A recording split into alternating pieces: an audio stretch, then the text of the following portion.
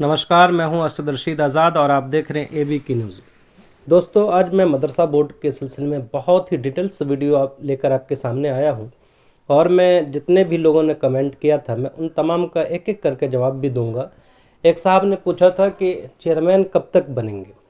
देखिए, ये डेट अभी फिक्स नहीं है कि कब तक बनेंगे, लेकिन उम्मीद ये की जा रही है कि 21 या 22 जनवरी को इंशाअल्लाह इसका ऐलान हो जाएगा। ये उम्मीद है, बस एक तवक्कुआत है कि 21-22 को इसका ऐलान हो, लेकिन ये ज़रूरी नहीं कि 21-22 को हो, क्योंकि इस सिलसिले में जो भी बातें हैं वो नीतीश कुमार के दिल में है और दूसरा कोई नहीं जान रहा कि कब बनेगा, कौन बनेगा। दूसरी चीज़ जो सबसे ज़्यादा पूछी जाने वाली थी आपकी तरफ से कि बिहार स्टेट मदरसा एजुकेशन बोर्ड के चेयरमैन कौन बनेंगे। मैंने आपको कहा था कि पिछले दिनों एक अहम मीटिंग हुई थी। तमाम जितने भी मदारिस, मकातिब और खानकाह से लोग जुड़े हुए थे उन लोगों के दरमियान में, और दूसरी और भी मीटिंग हुई थी। उनमें नीतीश कुमार ने एक हल्की सी इशारा दिया था कि हम मिथिलांचल से इस बार जो है चेयरमैन बनाएंगे, जो बिहार स्टेट मदरसा एजुकेशन बोर्ड को एक नई तरक्की दे।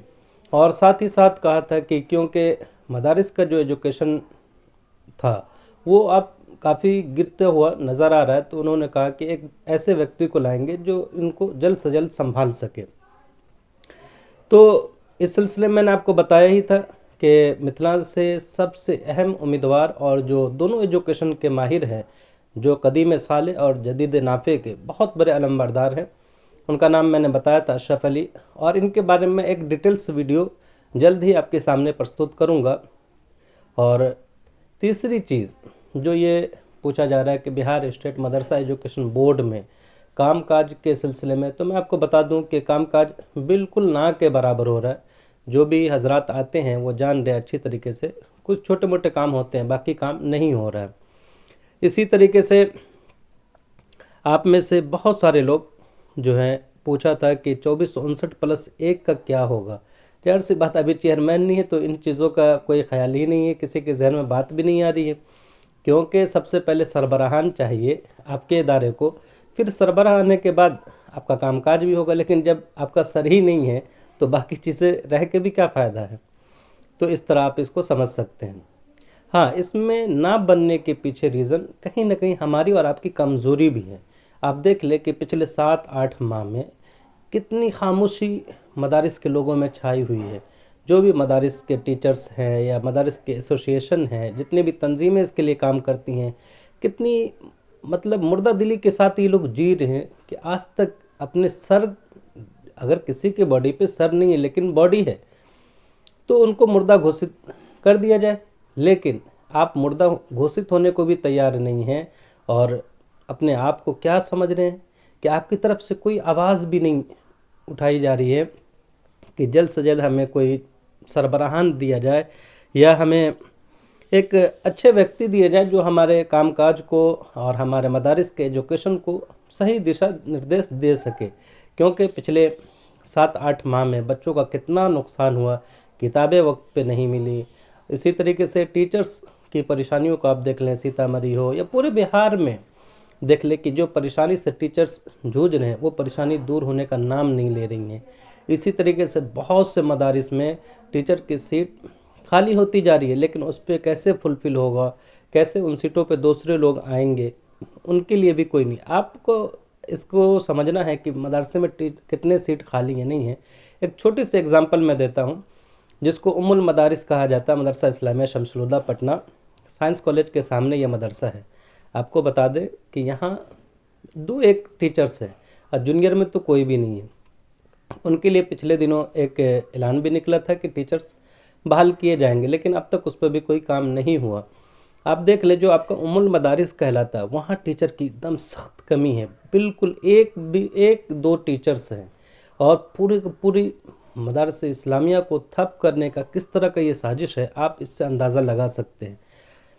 दूसरे और भी ज़िलों में जाएं, कहीं 1 ही टीचर है, कहीं पे 2 टीचर हैं, इससे ज़्यादा कहीं नहीं। हर जगह टीचर के सीट खाली हैं। लेकिन बिहार गवर्नमेंट, एक तो लोगों से नई सरकार जब बनी है तो इन्होंने वादा किया था कि हम 10 लाख नौकरी देंगे, ये किस तरह देंगे, कैसे देंगे, आप इसको अच्छी तरीके से समझ सकते हैं।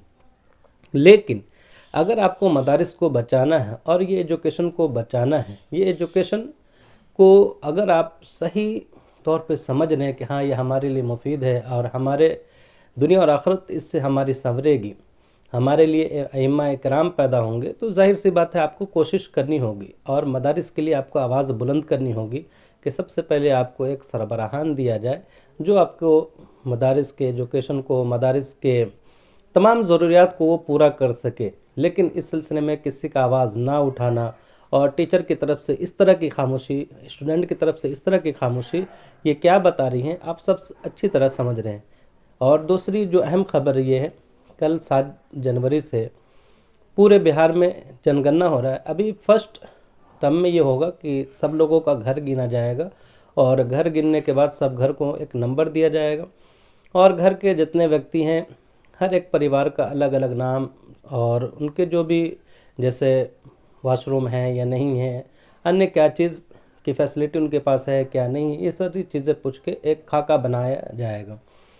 तो इस पे आप लोग विशेष ध्यान दें कि अपना अपना नाम इंदराज कराएं और साथ ही ये ध्यान रहे कि जो आधार कार्ड में नाम है, जो आपके सर्टिफिकेट में नाम है, वो नाम ही वहाँ पे दर्ज करवाएं। खुद मौजूद रह के वहाँ पे अपना नाम देखें, चेक कर लें। दूसरी चीज़ जो जनगणना है ये आपको मार्च से शुरू होगा, 10 अप्रैल तक होगा। तो ये जब आपका अच्छा रहेगा तो इस आधार पे वो भी बहुत अच्छा जाएगा। तो इसके लिए आप लोग खास विशेष ध्यान दें अपने मोहल्ले में और अपने आस पड़ोस में, अपने जानने वालों में, अहबाबों में, ताकि किसी का नाम छूट ना पाए। और ये ख़ुद हुकूमत की तरफ से भी ये कहा गया है कि जो घर अगर खाली भी है तो उस घर पे नंबर चढ़ा दिया जाएगा। लेकिन जो अब और भी जानकारी है तो अड़ोस पड़ोस वाले दे दे तो अच्छी बात है, नहीं तो कोई बात नहीं है। लेकिन कोशिश ये करें कि हर एक लोगों का नाम उसमें दर्ज हो। Thank you.